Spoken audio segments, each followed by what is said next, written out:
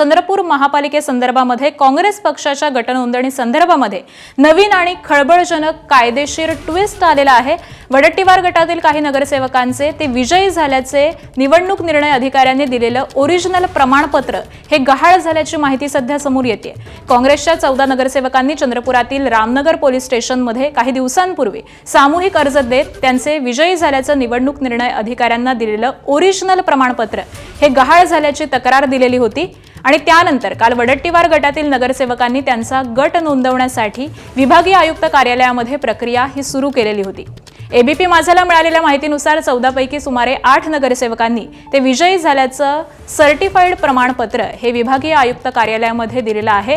मात्र अजूनही 6 नगरसेवकांचे विजयी झाल्याचं प्रमाणपत्र हे गटनोंदणीच्या अर्जामध्ये नाहीये।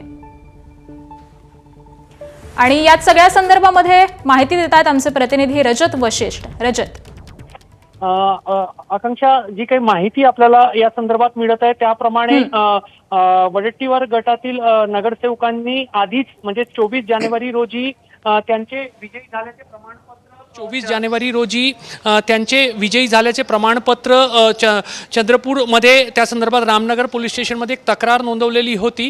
मात्र पोलिसांनी त्या संदर्भात अदखलपात्र नोंद केलेली होती आणि आता त्या प्रकरणासंदर्भात काही नगरसेवक आहेत त्यांनी विजयी झाल्याचे डुप्लिकेट म्हणजे सर्टिफाईड कॉपी जी असते ते प्रमाणपत्र विभागीय कार्यालयामध्ये सादर केलेले आहेत। मात्र जी काही माहिती मिळते अजूनही 6 जणांचे विजयी झाल्याचे प्रमाणपत्र जे आहे ते वडट्टीवार गटाकडून सादर करण्यात आलेले नाही आणि जो गट नोंदणीचा जो पेज आहे त्याच्यामध्ये हा एक कायदेशीर प्रसंग जो आहे तो निर्माण झालेला आहे। आता या संदर्भात विभागीय आयुक्त काय निर्णय घेतात आणि त्या संदर्भात पुढे गट नोंदणीची प्रक्रिया कशी पार पडते हे आज दिवसभरामध्ये स्पष्ट होऊ शकणार आहे। मात्र सध्या विजय वडट्टीवार विभागीय आयुक्तांची भेट घ्यायला आणि एका प्रकारे प्रशासनाकडून उशीर का लावला जात आहे हा जाब विचारायला विभागीय आयुक्त कार्यालयामध्ये दाखल झालेले आहे।